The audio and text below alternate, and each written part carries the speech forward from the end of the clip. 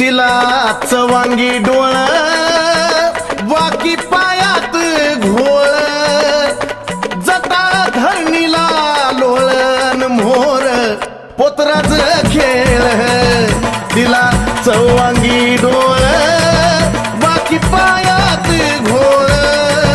जटा धरणीला लोळण मोर पोतराज खेळ हा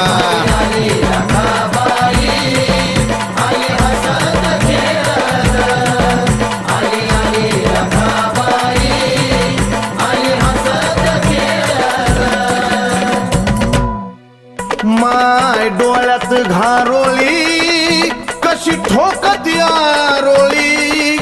दिसे रक्ताची थारोळी आणि घेती दैत्याचा बळी हे